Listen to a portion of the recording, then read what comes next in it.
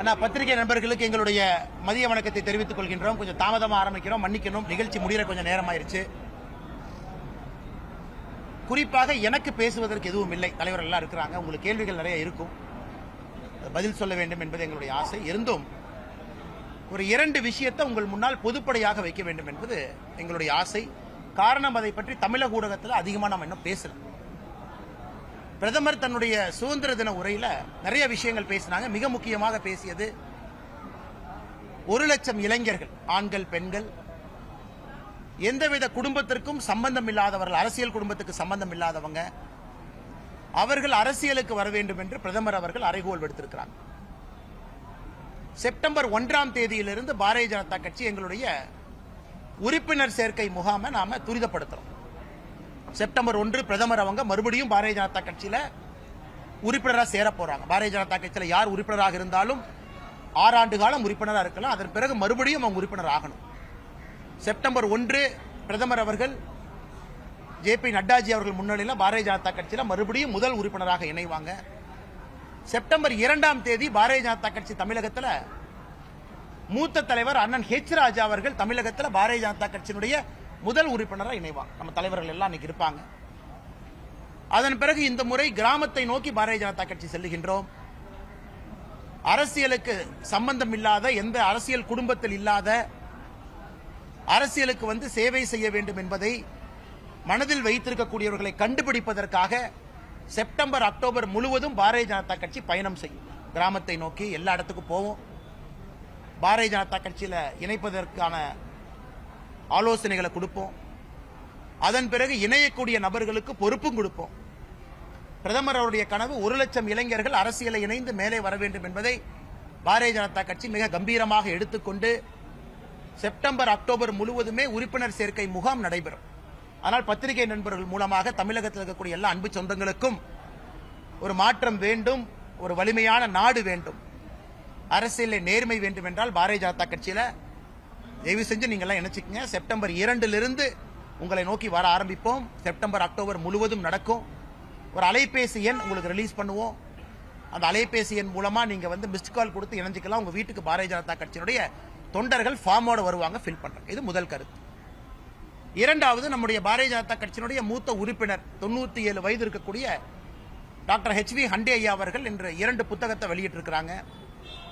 Emergency காலகட்டத்தில் இந்திரா காந்தி அம்மையார் அவர்கள் அரசியலமைப்பு சட்டத்திற்கு ஏற்படுத்திய பாதிப்புகள் குறித்து ஒரு புத்தகம், அண்ணல் அம்பேத்கர் ஐயாவுடைய வாழ்க்கை சரித்திரம் இன்னொரு புத்தகமாக தமிழாக்கம்.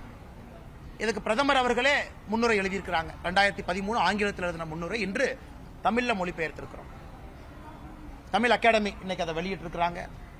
அந்த நிகழ்வில் எல்லோருமே இன்னைக்கு பங்கேற்றிருக்கிறாங்க. விஐடியினுடைய வேந்தர் விஸ்வநாதன் ஐயா, நீதி அரசர்கள் பி.என். பிரகாஷ் ஐயா, ஜெயச்சந்திரன் ஐயா, நம்முடைய அண்ணாச்சி சந்தோஷம் ஐயா, பிஜிபி, ஆசீர்வாதம் ஆச்சாரிய ஐயா, பாரதிய ஜனதா கட்சியினுடைய லைப்ரரி இன்சார்ஜ், 2G வழக்கை வந்து பொதுவெளிக்கு கொண்டு வந்த மனிதர் அண்ணன் ரங்கராஜ் பாண்டே அவர்கள் உட்பட எல்லோரும் இன்னைக்கு, அண்ணன் கே.எஸ். ராதாகிருஷ்ணன் அவர்கள் உட்பட எல்லோரும் பங்கேற்றிருக்கிறாங்க. ஒரு நெகிழ்ச்சியான ஒரு விழா. குறிப்பாக அண்ணல் அம்பேத்கர் ஐயா அவர்களுக்கு காங்கிரஸ் கட்சியால் என்னென்ன தீங்குகள் விளைவிக்கப்பட்டது அதை பத்தி எல்லாருமே பேசினாங்க. அரசியலமைப்பு சட்டம் அந்த டேமேஜ் என்ன பண்ணாங்க எமர்ஜென்சியை பயன்படுத்தி, அதுவும் பேசினாங்க. ஸோ அந்த 2 புத்தகத்தையும் கூட இன்றிலிருந்து வெளியே வருது. பாரதிய ஜனதா கட்சி 2 புத்தகத்தையும் கட்சி அலுவலகத்தில் கொண்டு வந்து அதன் மூலமாக மக்களுக்கு கொண்டு வருவோம். அதையும் 2 தகவல்களாக உங்களுக்கு சொல்லிக்கிறோம். அதன் பிறகு இன்று இரவு என்னுடைய ஃபெலோஷிப் மேல் படிப்புக்காக 3 மாத காலம் ஆக்ஸ்போர்டு பல்கலைக்கழகத்துக்கு செல்ல இருக்கின்றேன். கட்சியினுடைய அனுமதி பெற்று, தலைவர்களுடைய அனுமதியை பெற்று, நம்முடைய தலைவர்கள் எல்லாம் இங்க இருக்கிறாங்க. முக்கியமான கட்சி காலகட்டம் 2 மாதங்கள் உறுப்பினர் சேர்க்கை முகாம் நடக்குது. மறுபடியும் கிளை தலைவர்களிலிருந்து மாவட்ட தலைவர்கள் வரைக்கும் எலெக்ஷன் நடத்தணும். அதெல்லாம் எங்களுடைய தலைவர்கள், அன்பு தலைவர்கள் எல்லாம் பார்த்துக்குவாங்க. மூத்த தலைவர்கள் இருக்கிறாங்க, தொண்டர்கள் இருக்கிறாங்க. இது நானும் ஒரு 3 மாத காலம் தூரத்தில் பயணம் செய்ய வேண்டிய ஒரு கட்டாயம் இருக்கு. என்னுடைய வாழ்க்கையில முதல் முறை இது. ஸோ தமிழகத்தை தாண்டி எங்கே இருந்தாலும் கூட இதயம் தமிழகத்தில் இருக்கும். தொடர்ந்து இத்தனை காலமாக எப்படி சண்டை போட்டமோ, 3 மாத காலம் ஒரு மாணவனாக ஆக்ஸ்போர்டு பல்கலைக்கழகத்தில் இருந்தாலும் கூட தொடர்ந்து என்னுடைய சண்டை இருக்கும். ஆளுங்கட்சி செய்யக்கூடிய தவறுகளாக இருந்தாலும், முக்கியமான விஷயங்களாக இருந்தாலும் நேரம் கொடுத்து பார்த்து அறிக்கை மூலமாக எங்களுடைய கருத்தை தொடர்ந்து உங்களுக்கு கொடுத்துக் கொண்டிருப்போம். எங்களுடைய தலைவர்கள் இங்கே இருக்கிறாங்க, களத்தில் அவங்க பார்த்துக்குவாங்க. அதனால் மாவட்ட தலைவர்கள் ஆரம்பித்து கிளை தலைவர்கள், எங்களுடைய மாநிலத்தினுடைய பொறுப்பாளர்கள் இந்த நேரத்தில் நன்றிகளை தெரிவித்துக் கொள்கின்றேன். அவர்களும் அனுமதி கொடுத்து என்னை 3 மாத காலம் அனுப்பி இருக்கின்றார்கள். போயிட்டு நவம்பர் கடைசியில் வருவோம். நிச்சயமாக தமிழகத்தில் ஒரு அரசியல் மாற்றம் வரும்பொழுது இன்னும் தீர்க்கமாக வர வேண்டும் என்பது என்னுடைய ஆசை. படிப்பதற்கு, சிந்திப்பதற்கு எல்லாம் ஒரு வாய்ப்பு. அதையும் பத்திரிகை நண்பர்கள் மூலமாக எங்கள் தொண்டர்களுக்கு இந்த நேரத்தில் தெரியப்படுத்திக் கொள்கின்றோம். இதயம் இங்கே தான் இருக்கும், கண் இங்கே தான் இருக்கும், தொலைபேசி இருக்கும். எப்பொழுது வேண்டுமானாலும் நம்முடைய தொண்டர்களுக்கு, தலைவர்களுக்கு அறிவுரையோ பேசுவதற்கோ தொடர்ந்து நான் இருப்பேன். அதை தாண்டி நம்முடைய பத்திரிகை நண்பர்கள் வந்திருக்கிறீங்க, நிறைய கேள்விகள் இருக்கும், கேளுங்கன்னா ஒன்னொன்னா பதில் சொல்றேன். ஏன்னா நிறைய இருக்கிறனால இப்படி வர்றோங்க ஐயா, கேளுங்க.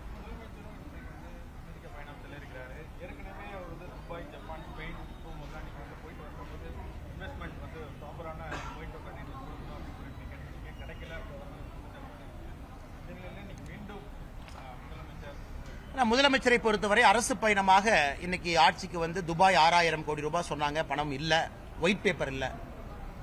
அதன் பிறகு சிங்கப்பூர், ஜப்பான் அதுவும் இல்ல, ஸ்பெயின் இல்லை, இன்னைக்கு அமெரிக்கா போறாங்க. கிட்டத்தட்ட 3.5 ஆண்டுகள்ல இத்தனை பயணங்கள் முதலமைச்சர் அவர்கள் மேற்கொண்டிருக்கின்றார். எப்பொழுதுமே வெள்ளை அறிக்கை இதுவரை கொடுக்கல. எந்த கம்பெனி போன நாள எவ்வளவு இன்வெஸ்ட்மெண்ட், வேலை வாய்ப்பு எவ்வளவு உருவாச்சு, எதுவுமே நமக்கு தெரியாது. ஆனால் மறுபடியும் முதலமைச்சர் போறாங்க. முதல் 3 பயணங்களும் தோல்வி பயணங்களாக தான் நாங்க பார்க்கிறோம். ஏன்னா தமிழகத்திற்கு அவர் நினைத்த நிதியோ, திரட்ட வேண்டிய நிதியோ வரல. அதனால் இந்த முறை அவர் போறாங்க அமெரிக்காக்கெல்லாம், பெரிய ஒரு புரோகிராமோட போறாங்க.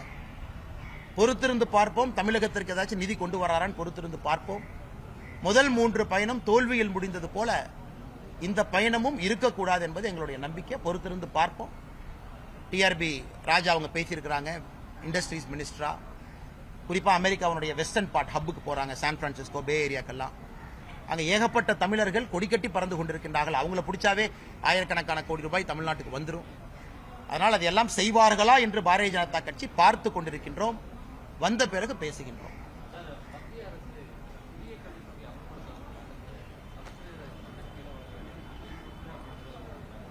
இன்னைக்கு காலையில் நான் செக் பண்ணங்கன்னா கடந்த 5 ஆண்டுகள்ல மத்திய அரசை பொறுத்தவரை நிதி கொடுத்திருக்காங்க. எது கொடுத்திருக்காங்கன்னா right to education act, RTE மூலமா கொடுத்திருக்காங்க.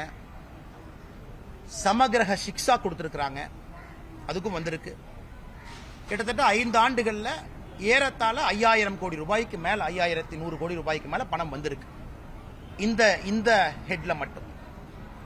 இன்னைக்கு மாநில அரசு PM ஸ்ரீ பள்ளிக்கூடம் வேண்டும் என்று ஒத்துக்கொண்டார். இவங்க தான் ஒத்துக்கிட்டாங்க. PM ஸ்ரீ தமிழகத்திற்கு வரும். PM ஸ்ரீ நம்ம என்ன சொல்லணும்னா 16000 பள்ளிக்கூடங்கள் PM ஸ்ரீ என்கிற பேரில் இருக்கும் இந்தியா முழுவதும். நவீனமான உள்கட்டமைப்பு இருக்கக்கூடிய பள்ளிக்கூடங்கள், அட்வான்ஸ்டா இருக்கும், புதிய பள்ளிக்கூடங்களா இருக்கும். அந்த பள்ளிக்கூடங்கள் 16000 பள்ளிக்கூடங்கள் கட்டுவதற்கு மத்திய அரசு கொடுக்கிற நிதி தான் PM ஸ்ரீ. அதை தமிழக அரசு வேண்டும் என்று சொல்லி ஒப்புக்கொண்டார். ஆனா கையெழுத்து போடல. வேண்டும் என்று சொன்ன பிறகு ஏன் கையெழுத்து போடல? பல காரணங்கள்ல ஒரு காரணம் என்ன சொல்றாங்கன்னா, இதுல புதிய கல்விக் கொள்கை PM ஸ்ரீல இம்ப்ளிமெண்ட் பண்றாங்க, அதுல மும்மொழி கொள்கை இருக்கு, அதை நாங்கள் எதிர்க்கின்றோம் என்பது அவர்கள் சொல்ற காரணமா இருக்கு. ஒரு பக்கம் கேந்திரிய வித்யாலயா இருக்கு, அதுல மும்மொழி கொள்கை இருக்கு, யாரும் இல்லை என்று சொல்லவில்லை. கேந்திரிய வித்யாலயா பள்ளிக்கூடத்துல யாரெல்லாம் பயன்படுறாங்களோ போய் படிச்சிட்டு இருக்காங்க. டிரைபல் குழந்தைகளுக்கு ஏகலவ்யா பள்ளிக்கூடங்கள் தமிழகத்தில் இருக்கு, அதிலும் மும்மொழி கொள்கை இருக்கு, அதுலயும் பிரச்சனை இல்லாம படிக்கிறாங்க. ஏகலவ்யா இருக்கு, கேந்திரிய வித்யாலயா இருக்கு, நவோதயா இல்ல, வேண்டான்ட்டாங்க. ஆனால் PM ஸ்ரீ பள்ளியை பொறுத்தவரை முதலமைச்சர் ஒரு ஆணை போடலாமே. தமிழகத்தில் எத்தனையோ தமிழ் பேசாத சமுதாயம் இருக்கு. முதல் மொழி தமிழாக இருக்கட்டும், 2வது மொழி ஆங்கிலமாக இருக்கும், 3வது மொழி கோயம்புத்தூர் பக்கத்தில் மலையாளம் இருக்கும், சென்னைக்குள்ள எல்லாம் தெலுங்கு இருக்கும், ஹொசூர் பார்டர்ல கன்னடம் இருக்கும். அந்த மாதிரி முதலமைச்சர் சொல்லலாமே. ஏன்னா இங்கேயும் தமிழகத்தில் தெலுங்கு பேசக்கூடியவர்கள் இருக்கிறாங்க, கன்னடம் பேசக்கூடியவங்க இருக்கிறாங்க, மலையாளம் பேசக்கூடியவங்க இருக்கிறாங்க, உருது பேசக்கூடியவங்க இருக்கிறாங்க. அதனால் எந்த அர்த்தத்தில் மும்மொழி வேண்டாம்னு சொல்றாங்க? ஹிந்தி வேண்டாம், ஓகே வேண்டாம். இன்னைக்கு முதலமைச்சர் அவர்கள் தமிழ்நாட்டில் எந்த பள்ளியிலும் PM ஸ்ரீ பள்ளியில ஹிந்தி இருக்காதுன்னு சொல்லிட்டு பரவாயில்லைங்கண்ணா, ஒன்றும் பிரச்சனை, மத்திய அரசு அனுமதி கொடுக்கும். ஆனா 3வது மொழியை வகுங்கன்னு தான் நம்ம சொல்றோம். அது மலையாளம் கொண்டு வாங்க, கன்னடத்தை கொண்டு வாங்க, உருதை கொண்டு வாங்க, தெலுங்கை கொண்டு வாங்க. அதனால் முதலமைச்சர் அவர்களும் தமிழக அரசும் சொல்லுகின்ற காரணத்தை நாம் ஏற்றுக்கொள்ள முடியாது. பிரதமர் அவர்கள் விருப்பப்பட்டு நிதி கொடுக்கறாங்க, எல்லா மாநிலமும் நிதியை வாங்கி PM ஸ்ரீ பள்ளி கூட கட்டுறாங்க. ஆனா இங்கே மட்டும் 3 மொழி இல்லை என்று சொல்கின்றார்கள். இதற்காக மத்திய அரசு கொடுப்பதற்கு தயார். PM ஸ்ரீ பள்ளிக்கூட வேண்டும் நீங்க தான் சொன்னீங்க. ஆனா கையெழுத்து மட்டும் மும்மொழி கொள்கைக்கு விலக்கு கொடுக்கணும் எப்படி கொடுப்பாங்க? இந்தியா முழுவதும் ஒரு கொள்கை தான். ஹிந்தி வேண்டான்னு சொல்லுங்க பரவாயில்ல, ஹிந்தி ஆப்ஷனலா கூட வேண்டான்னு சொல்லுங்க பரவாயில்ல. ஆனா 3வது மொழி படிங்க, காலத்தினுடைய கட்டாயம். அதனால் முதலமைச்சரும் தமிழக அரசும் சொல்வதை நாங்கள் ஏற்க மறுக்கின்றோம். இது மறுபடியும் ஒரு அரசியல் விளையாட்டாகத்தான் நாங்கள் பார்க்கிறோம். இதனால யாருக்கு என்ன பிரச்சனை முதலமைச்சர் சொல்லட்டும். மலையாளம் படிக்கிறனால தமிழ்நாட்டில் இருக்கக்கூடிய கேரள சொந்தங்களுக்கு என்ன பிரச்சனை? தெலுங்கு படிக்கிறனால சென்னையில் இருக்கக்கூடிய தெலுங்கு சொந்தங்களுக்கு என்ன பிரச்சனை? கன்னடம் படிக்கிறனால என்ன பிரச்சனை? உருது படிக்கிறனால என்ன பிரச்சனை? அதனால் இந்த நியாயத்தை வாதத்தை ஏற்றுக்கொள்ள முடியாது. மத்திய அரசு தயாரா இருக்கிறாங்க. இத்தனை காலமாக ரைட் டு எஜுகேஷனுக்கு பணம் வந்திருக்கு, இந்த ஆண்டும் வரும். ஆனால் இவர்கள் நாடகம் போடுகின்றார். ஆசிரியர்களுக்கு சம்பளம் கொடுக்க முடியாது. இங்க பாருங்க, இன்னைக்கு நம்ம நல்லா புரிஞ்சுக்கணுங்கன்னா 60-40 ரேஷியோல தான் சமகிரக சிக்ஷா ஃபண்ட் ஆபரேட் ஆகுது. மத்திய அரசு 60%, மாநில அரசு 40%. 60-40 ரேஷியோல மாநில அரசுக்கான 40% காம்பனன்ட் இருக்கு. இவர்கள் சொல்லுகின்ற வாதத்தை எப்படி ஏத்துக்க முடியும் நான் கேட்கிறேங்க. நீங்க PM ஸ்ரீ பள்ளிக்கூட வேணும்னு நீங்க ஒத்துக்கிட்டீங்க, அதுக்கு தான் பணம் வருது.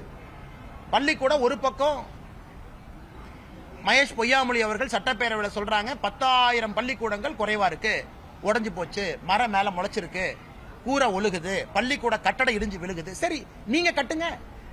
கட்டறக்கு மோடி ஐயா பணம் கொடுத்து வேண்டான்னு ஏன் சொல்றீங்க? ஒன்று மோடி ஐயா பணம் வேண்டானா மாநில அரசனுடைய நிதியில 3 லட்சம் கோடி ரூபாய் பட்ஜெட்ல நீங்க பள்ளிக்கூடத்தை கட்டுங்க. கட்டுவதற்கு பணம் இல்ல. கட்டுவதற்கு பணம் வந்தால் இது போன்ற முட்டுக்கட்டையை போடுறாங்க. அதனால் இன்னைக்கு இவங்க எமோஷனல் பிளாக்மெயில், ஐயோ ஆசிரியர்களுக்கு சம்பளம் போட முடியாது அப்படின்னு ஒரு எமோஷனல் பிளாக்மெயில் வைக்கிறாங்க. அதுக்கும் இதற்கும் சம்பந்தம் இல்லை. இது 60-40 ரேஷியோல இந்தியா முழுவதும் ஆபரேட் ஆகுது. அது எப்படி 2020 வரை ஹிந்தி வேண்டான்னு சொன்னவங்க இன்னைக்கு 3வது எந்த மொழியும் வேண்டாங்கிறாங்க? அது ஆப்ஷனல் தானே. இன்னைக்கு எல்லா குழந்தையும் தனியார் பள்ளிக்கூடத்துக்கு போறாங்க, அங்க 3 மொழி படிக்கிறாங்க. முதலமைச்சர் சட்டம் போட்டு ரத்து பண்ணுவாரா? தனியார் பள்ளிக்கூடத்தில் முதலமைச்சருடைய குடும்பம் நடத்தக்கூடிய பள்ளிக்கூடத்தில் 3 மொழி இருக்கு சார். அதை இன்னைக்கு சட்டம் போட்டு ரத்து பண்ணட்டும். இல்லை, அதுவும் PM ஸ்ரீ பள்ளிக்கூடத்தில் நல்லா புரிஞ்சுக்கன்னா பயிற்று மொழி தமிழாக இருக்கும். நல்லா சொல்றாங்க, கேட்டுக்கோங்க. PM ஸ்ரீ பள்ளிக்கூடத்தில் பயிற்று மொழி தமிழ், ஆங்கிலம் கிடையாது. ஏன்னா நியூ எஜுகேஷன் பாலிசியில பயிற்று மொழி என்பது தாய்மொழியாக இருக்கும், தமிழ் மொழி. அதையே வேண்டாங்கிறாரு. தமிழ் மொழியில நம்ம குழந்தைங்களுக்கு சொல்லிக் கொடுக்க கூடாதா? அதனால யாரை முட்டாளாக்குவதற்கு மாநில அரசு முதலமைச்சர் அவர்களும் ஐயோ ஆசிரியர்களுக்கு சம்பளம் கொடுக்க முடியாது, மத்திய அரசு பணம் கொடுக்க மாட்டாங்க எந்த டிராமாவை ஏற்றுறாங்க? தமிழ் மொழியில சொல்லிக் கொடுக்க போறாங்க. 3வது மொழி பிடிச்ச மொழியை தேர்ந்தெடுங்க, எந்த மொழி வேணாலும் எடுத்துக்கங்க. இதுல என்ன தவறுங்கன்னா ஒன்றொன்று முட்டுக்கட்டை போடுறாங்க. சரி வேண்டாம், உங்க நிதியில கொடுங்க. வேண்டான்னு முடிவு பண்ணிட்டீங்க, உங்க நிதியில கொடுங்க. உங்க நிதியில கொடுக்க முடியல. எல்லா இடத்துலயும் 3 மாசத்துக்கு ஒருக்கா பத்திரிகை நண்பர்கள் நியூஸ் போடுறீங்க, பள்ளி கட்டடம் விழுந்து 2 மாணவர் சாவுன்னு. அந்த மோசமான அந்த நியூஸை நம்ம படிக்கிறோம், மாணவ செல்வங்களுக்கு இது ஆகுதேன். அதனால் இது நடக்கக்கூடிய ஒரு வெற்று விளம்பரம், ஒரு டிராமாங்க.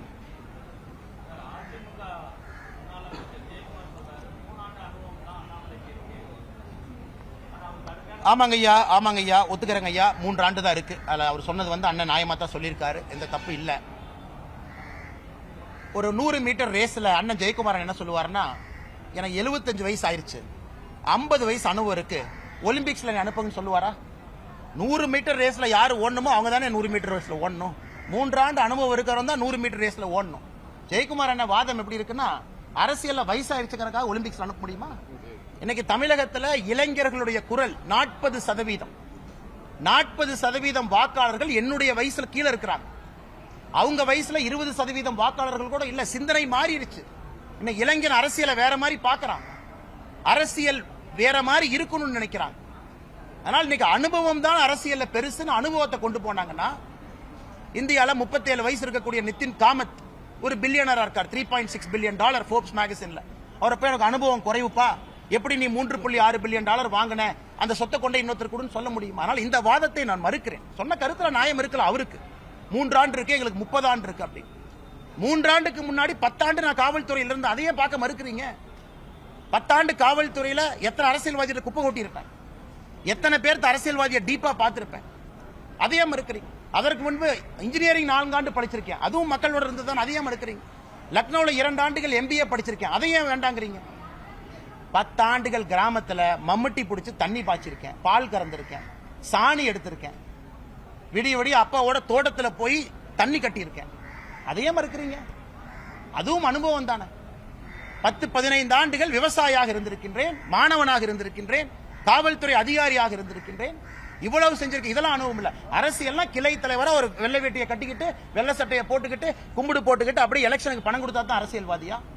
அது அவருடைய பாணியில் அரசியல்வாதியாக இருந்த அனுபவம் என்றால் இது இல்லைன்னு நான் சொல்றேன். ஆனால் அவர் ஓட்டப்பந்தயத்துக்கு போவாரா?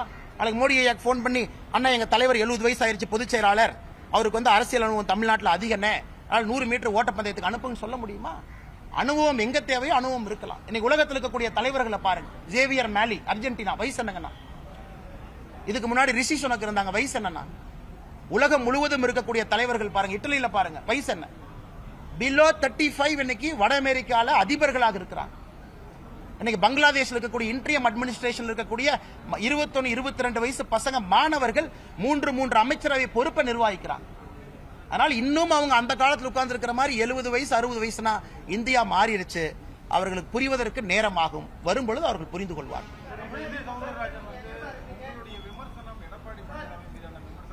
அண்ணே வந்துட்டேங்க ஐயா, வந்துட்டேங்க ஐயா சார், வந்துட்டேன். இதை கேள்வி முடிச்சனே வந்துட்டேன் சார்.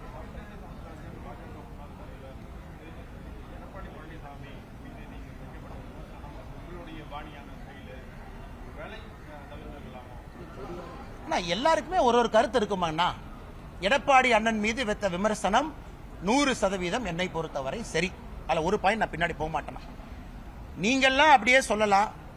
டெய்லி ஒரு முன்னாள் அமைச்சர் வந்து என்னை திட்டலாம், தற்குறின்னு சொல்லலாம், படிப்புக்கு போனா கொச்சைப்படுத்தலாம், நான் செய்யக்கூடிய வேலையை கொச்சப்படுத்தலாம், ஆட்டை வெட்டலாம், இதெல்லாம் பண்ணுவீங்க. நான் அப்படியே உட்கார்ந்து அப்படியே கையை கட்டிக்கிட்டு, அண்ணே சாரிங்க அண்ணே, உங்களுக்கு 40 வயசு அனுபவம் இருக்கு, சாரிங்க அண்ணே எனக்கு 3 வருஷம் தான் இருக்கு சொல்றதுக்காக நான் வரல சார்.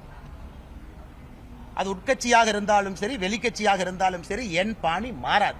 நான் இங்கே வந்திருப்பது அரசியல் மாற்றத்திற்காக. நான் தலைவரான பிறகு நகர்வுல மட்டும் நீங்க பாருங்க, இந்த கட்சி எங்கெல்லாம் போயிருக்கு. தனியா உள்ளாட்சி தேர்தல், தனியா லோக்சபா தேர்தல், தனியா தான் நிக்கிறோம். ஏன் கட்சி வளரணும். அதனால் எல்லா தலைவர்களுக்கும் மதிப்பளிக்கிற முக்கியமான மூத்த தலைவர்கள் அறிவுரை ஏத்துக்கிறேன். ஆனா சில விஷயத்துல நமக்குன்னு பாலிடிக்ஸ்ல ஓன் ஸ்டைல் இருக்கும். நம்ம எல்லாத்தையும் காப்பிடிக்க ஆரம்பிச்சோம்னா எந்த வழியில போறோம்னே தெரியாம எங்கேயோ மாட்டிக்கும். அவர்களுடைய கையை காலை பிடிச்ச பதவிக்கு வந்தா அண்ணன் எடப்பாடி பழனிசாமி அவர்கள் சொன்னாங்க. அப்ப இன்னைக்கு பேசக்கூடிய தலைவர்கள் எங்க போனாங்க? அந்த தலைவர்கள் பேசியிருக்கலாமே. கையை காலை பிடித்து வந்தான், என்னது வேலை செய்யாம உழைக்காம வந்தனா. விடிய விடிய படிச்சது எனக்கு தெரியுமல்ல, விடிய விடிய பால் கறந்தது எனக்கு தெரியுமல்ல, விடிய விடிய எங்க அப்பாவோட மம்முட்டி பிடிச்ச கை என்ன காப்பு கச்சிருக்கு பாருங்க, 20 வருஷம் ஆனால் அது எனக்கு தெரியுமல்ல. அதனால இது அது கேட்கலாம் நான் வரல. பதில் சொன்னா பதிலடி இருக்கும். அப்படித்தான் பத்திரிகை நண்பர்களுக்கு நான் பிஹேவ் பண்ணேன். கேள்வி கேட்டா பதில், எப்பாச்சும் நோ கமெண்ட், சாரி, பிளீஸ். ஆனா எனக்கு தவிர்க்க தெரியும். அது மக்களை ஏமாத்துற வேலை. என் உள்ளத்தில் இருக்கிற நான் பேசல, எதுக்கு அரசியல்வாதியா இருக்கணும்? Sorry, no comment, next day பாத்துக்கலாம், சாரி நண்பரே. எப்ப நான் பேசியிருக்கேன்? எந்த கேள்வி எதை பற்றி கேட்டாலும் பதில் சொல்றேனே. அது தப்பா சரியா எனக்கு தெரியாது. நான் காலம்தான் முடிவு பண்ணணும்.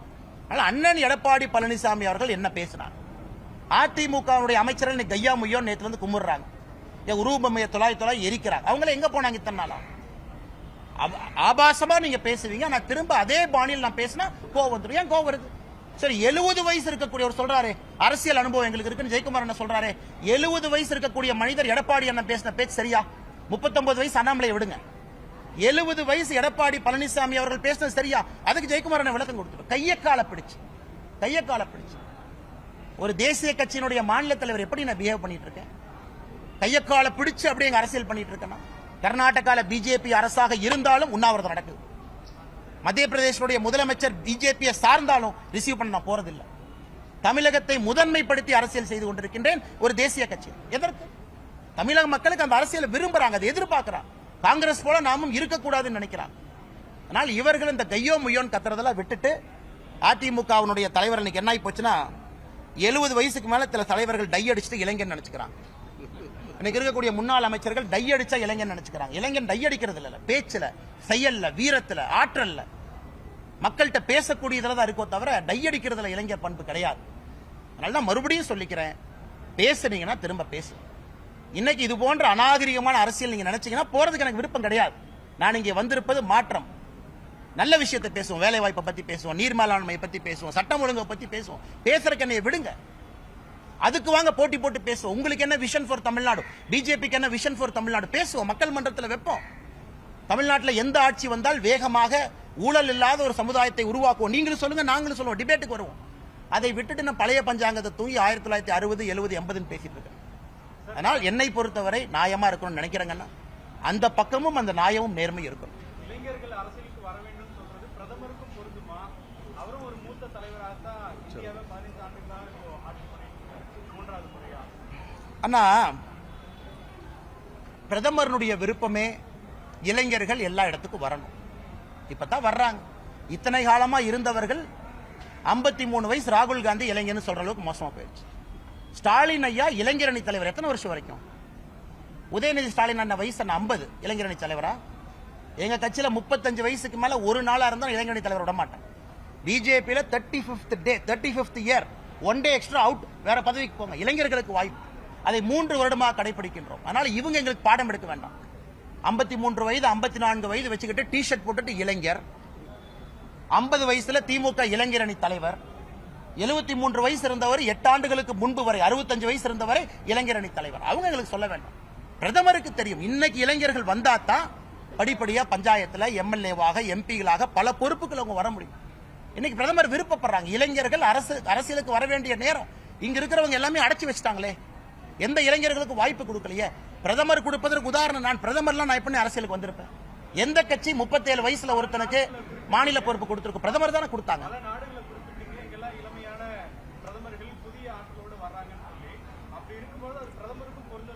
பிரதமர் மக்களால் தேர்ந்தெடுக்கப்பட்டிருக்காங்கல்ல, சேவியர் மேலே மக்களால் தேர்ந்தெடுத்தாங்க.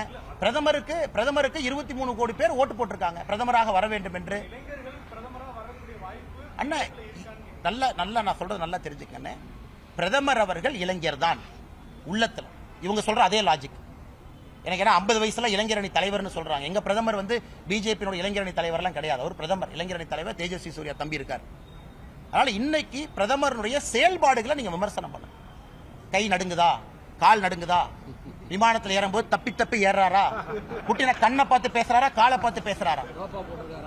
உக்ரைன் பிரதமருக்கு கை கொடுக்கும் போது ஷேக் எப்படி இருக்கு? பிரதமருடைய பார்வை சிங்க பார்வை. நான் சொல்றதுன்னா இதுல பேசுவோம். நான் சொல்றது பிரதமர் இன்னைக்கு வாங்கினா அண்ணாமலையை போன்ற இளைஞனை கொண்டு வந்திருக்கார். இங்க இருக்கக்கூடிய இளைஞர்களை கொண்டு வந்திருக்கிறாங்க. எம்பிக்கள் இன்னைக்கு யங்கஸ்ட் பொலிட்டிக்கல் பார்ட்டி பிஜேபி என ஏகப்பட்ட எம்பி இருக்காங்க. ஒரே நேரத்தில் இந்த கட்சி அவ்வளவு இளைஞர்களை திணிக்குது. கீழிருந்து மேல வரணும். இந்த டெமோக்ரஸியில் எப்ப வருவீங்க சொல்லுங்க. சாரி அண்ணா, விட்டு போயிட்டு வந்தேன். அப்புறம் 2019 போலீஸ்காரா இருந்தேன் சார்.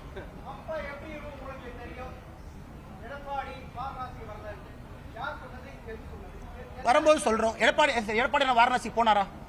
எடப்பாடி என்ன வாரணாசி போனாரா? எடப்பாடி என்ன போனாரா? எடப்பாடி என்ன போனாரான்னு சொல்லுங்க. எடப்பாடி என்ன போனாரா? நான் கேட்ட கேள்வி அவங்க வர்றாங்க பண்றாங்க. அண்ணே, எடப்பாடி அண்ணன் வாரணாசிக்கு போகவில்லை என்கின்ற உண்மை எல்லோருக்கும் தெரியும். நான் அரசியலுக்கு வந்த பிறகு எடப்பாடி அவர்கள் ஏன் போகவில்லை என்பதும் எனக்கு தெரியும். போகவில்லை என்பதற்கான காரணம் என்ன சொன்னாங்க அப்படிங்கறது நான் சொல்லிட்டேன். இதுக்கு மேல உங்களுக்கு என்ன கிளாரிஃபை பண்ணுங்க. அவர் மறுக்கட்டும். அண்ணாமலை இல்ல நீங்க கேட்க வேண்டாம். பழனிசாமி சொல்ல ஒரே நிமிஷம் கொஞ்சம் சத்தமா சொல்லுங்க. அத பழனிசாமி சொல்லட்டும். இல்ல நான் அப்படியெல்லாம் இல்லைன்னு சொல்லிட்டோம். சீமான் அண்ணன் நேற்று சொல்லியிருக்காரு. நீங்க கேக்குறீங்க சீமான் அண்ணன் பத்தி. சீமான் அண்ணன் சொல்ல கருத்தை நான் சொல்றேன். எடப்பாடி ஒரு அடிமை. ஏன்பா எடப்பாடிக்கு எல்லாமா பயப்படுவீங்க? அவர் பதவி விட்டு இறங்கினா பக்கத்து வீட்டுக்காரனே எடப்பாடியை மதிக்க மாட்டான். சீமான் அண்ணன் சொன்னாரா இல்லையா? அந்த வீடியோ நான் விட்டுமானே.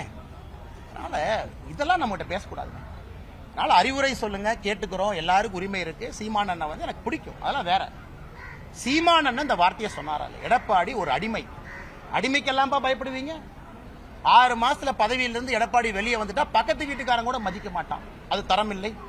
அது நல்ல தரம் இருக்கக்கூடிய ஒரு சொல். அதனால அது வேண்டாங்கன்னா அப்ப நான் பேச ஆரம்பிச்சு அது வேற மாதிரி ஒரு லைனா போகும். நான் ஏற்கனவே சொன்னேன், அந்த அரசியல் செய்ய நான் விரும்பவில்லை.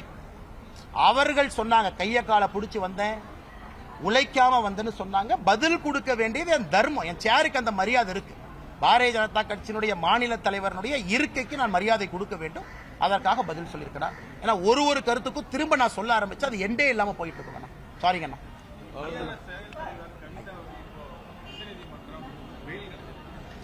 இன்னைக்கு உங்களுக்கு தெரியுங்கன்னா உச்சநீதிமன்றத்தை பொறுத்தவரை இவங்க பெயில் கிடைக்கிறவங்க யாருமே இன்னசென்ட் இல்லைங்கண்ணா. ஏன்னா யாருமே ஒரு சிறைச்சாலையில 10 வருஷம் 15 வருஷம் இந்தியாவில் இருக்க முடியாது. இந்த புதிய சட்டங்களை பார்த்தீங்கன்னா புதுசாக வந்திருக்கக்கூடிய பிஎன்எஸ் சட்டம் என்ன சொல்லுதுன்னா ஒரு குற்றவாளி அண்டர் ட்ரையலாகவே அந்த குற்ற தண்டனையில் 1/3 இருந்துட்டாவே பெயில் கிடைக்கணும். அந்த அளவுக்கு ரிலாக்ஸ் பண்றாங்க. அதனால் இவர்கள் யாரும் நிரபராதிகளா வரல. ப்ராசஸ் 1 வருஷம் 8 மாசம் ட்ரையல் ஆரம்பிச்சிருச்சு, டெய்லி ட்ரையல் போகுது. இதுக்கு மேல சாட்சியை கலைக்க மாட்டாங்க. அப்படித்தான் எல்லாம் வந்திருக்காங்க. ஐயா ஃபார்முலா 4 ஐயா, நான் ஏற்கனவே சொன்னேன், நான் உதயநிதி ஸ்டாலின் அவர்களும் மாநில அரசும் இந்த ஃபார்முலா 4 ரேஸ் நடத்துவதற்கு நாங்க யாருகிட்டயுமே பணம் வாங்கல. பொல்யூஷன் கண்ட்ரோல் போர்டை வச்சு, ஏன்னா என் மேல சும்மா கேஸ் போடுவாங்க. இதுவரை 5 எஃப்ஐஆர் தமிழ்நாடு அரசு எதுக்கு போட்டாங்க? நான் பேசினதுக்காக. வட இந்திய தொழிலாளர் பண்றீங்களாப்பா எஃப்ஐஆர் மேல, எலெக்ஷன் முடிஞ்சதுக்கு அப்புறம் அடிச்சு கொண்டுட்டீங்களேப்பா கடலூர்ல எஃப்ஐஆர் மேல, இது மேல ஏன் எஃப்ஐஆர் போடல? F4 ரேஸை நடத்த ஒரு பிரைவேட் என்டிட்டி அவங்க பேன் நம்பரை பொல்யூஷன் கண்ட்ரோல் போர்டு எல்லாத்திட்டையும் கொடுத்து லட்சக்கணக்கில் கோடிக்கணக்கில் வசூல் பண்ணி இந்த ரேஸை நடத்துறாங்க. அதுவும் இந்த நபர் யாருன்னு கொஞ்சம் பத்திரிகை இன்வெஸ்டிகேட் பண்ணா தெரியும். இந்த நபரோட பேக்ரவுண்டை பாருங்க. இவர் எந்த ஊரை சார்ந்தவர், எப்படிப்பட்ட மனிதர். அதனால் இப்படித்தானே இந்த ரேஸே நடக்குது. எல்லாத்துக்கும் கேஸ் போடுறவங்க இதுலயே கேஸ் போடல. போட்டா தெரியும், நான் ரிலீஸ் பண்ணுவேன் டாக்குமெண்ட். எல்லாம் ஆர்டிஜிஎஸ் பண்ணவங்க 10 பேர் 25 லட்சம் கொடுத்தவங்க, 50 லட்சம் கொடுத்தவங்க இன்னைக்கு பணத்தை திருப்பி கொடுத்துட்டு இருக்காங்க. பொல்யூஷன் கண்ட்ரோல் போர்டு இல்லைன்னு சொல்லுங்க. அந்த பேன் நம்பர் இருக்கு. இன்கம் டாக்ஸ் அதிகாரிகள்ட்ட நீங்க கேளுங்க. ஆனா உள்ள வந்த பணத்தை திருப்பி கொடுக்குறீங்களாமா? அண்ணாமலை என்ன பேசினதுக்கு பிறகு. அதுதான் இன்னைக்கு இந்த F4 ரேஸினுடைய லட்சணம் இதானுங்க. அண்ணா கொஞ்சம் சத்தமா சொல்லுங்க தலைவா.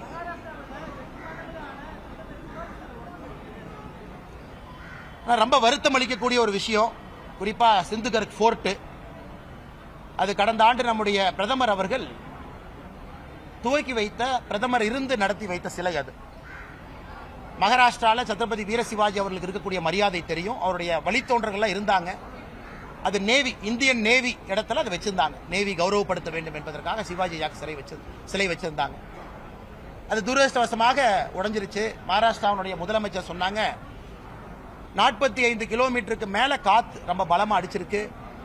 அதனால சம்பந்தப்பட்டவங்க எல்லாத்தையும் மேலே நடவடிக்கை எடுக்க போறோம். ஸ்ட்ரக்சரல் ஸ்டெபிலிட்டி, அந்த நட்டு போல்ட் சரியா இருந்ததான்னு, அதனால நடவடிக்கை எடுக்கணும். எந்த மாற்று கருத்து இல்லை. ஏன்னா ஒரு சிலை வைக்கும் போது தலைமையில விழுந்து என்னென்ன இப்பதான் ஒரு போர்டெல்லாம் விழுந்துச்சு. அதை பத்தி நான் கருத்து சொல்லிங்கன்னா முதலமைச்சர் விளக்கம் கொடுத்திருக்காங்க.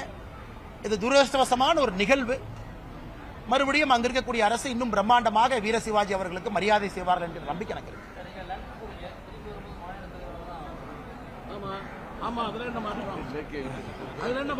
அண்ணா, இன்னைக்கு பிஜேபி கட்சியில வந்து மாநில தலைவர் மேனேஜர் கிடையாது, ஒரு தலைவர் என்கின்ற பொறுப்புக்கு நாங்க எல்லாருமே இருக்கோம். பேசுறோம், கைடு பண்றோம், ஆலோசனைகளை கேட்கிறோம். அண்ணன் KP ராமலிங்க அண்ணன், சக்கரவர்த்தி அண்ணன் இருக்கிறாங்க. அவங்க என்ன சொன்னாலும் கேட்கிற ஆள். நான் என்ன சொன்னாலும், உதாரணத்துக்கு 2 பேர்த்த நான் சொல்றேன், பக்கத்தில் இருக்கிறவங்க. இதுவரை அவர்கள் சொன்ன கருத்துக்கு எதிராக நான் ஒரு வேலையை செஞ்சதே இல்லை. ஆனால் வெளிக்காட்டிக்க வேண்டும் என்கின்ற அவசியம் இல்லை. இன்னைக்கு பாருங்க, பிஜேபியினுடைய சரித்திரத்தில் ஒரு மாநில தலைவர் முதலாக கட்சி 3 மாதம் விடுப்பு கொடுத்து படிக்க ஆரம்பிக்கிறாங்க. எந்த கட்சியிலுமே கிடையாது, பிஜேபியில் கொடுக்குறாங்க, ஏன்னா படிச்சுட்டு வரணும் அப்படின்னு. அது இந்த கட்சி படிப்புக்கு கொடுக்கக்கூடிய மரியாதை. அதற்கு முன்னாடி தலைவர்கள் எல்லாம் என்னென்ன, எனக்கு முன்னாடி 1008 தலைவர்கள், எனக்கு அப்புறம் 1008 தலைவர்கள். படிப்புக்கு இந்த கட்சி கொடுக்கக்கூடிய மரியாதையை தான் உங்க முன்னாடி நான் வைக்கிறேன். அதனால இந்த தலைவர் இளைவரெல்லாம் தேவையில்லை. ஐ ஆல்சோ பிலீவ், எங்க இருந்தாலும் கூட செய்கின்ற பணிக்கு அந்த மரியாதை இருக்கும். சேர்ல இருந்து தான் அதை செஞ்சா தான். அண்ணாமலை இந்த சேர்ல உட்கார்ந்து இருக்கனால தான் மரியாதைன்னு அவசியம் இல்லைங்க. கட்சியில தொண்டனா இருந்து வேலை செஞ்சாலும் அந்த மரியாதை கொடுக்கத்தானே போறாங்க. நாங்கள் தொண்டர்கள், பொறுப்பு தலைவர் பொறுப்பு, அவ்வளவுதான். அடிப்படை எல்லாம் தொண்டர்கள். பதவி இருக்கு போல், நான் தான் ஏற்கனவே சொல்லிட்டேன், வெங்காய பதவி. வெங்காயத்தை உரிச்சிங்கன்னா உள்ள ஒன்று இருக்காது. அது மாதிரி தான் தலைவர் பதவி. உரிச்சு பார்த்தீங்கன்னா உள்ள ஒன்று இருக்காது. ஒரு சேர் இருக்கும், ஒரு டேபிள் இருக்கும், ஒரு டேபிள் வெயிட் இருக்கும், ஒரு பென் இருக்கும். அதை நீங்க பிரமாதமா கூட பார்த்துக்கலாம். அந்த மாதிரி நான் பார்க்கலீங்கன்னா. அதனால் எனக்கு சந்தோஷம், இந்த கட்சி அனுமதி கொடுத்து படிக்க வேண்டும் என்கின்ற ஒரு வாதத்தை வைத்து அனுப்புறாங்க. பிரதமர் அவரே அனுப்புறாங்க. அதனால் பெரிய மகிழ்ச்சி, நெகிழ்ச்சி. தலைவர்களும் அந்த பொறுப்பை சுமக்க தயாரா இருக்கிறாங்க. அதற்கு நான் நன்றி கடன் பட்டுக்கிறேன். நன்றி அண்ணா.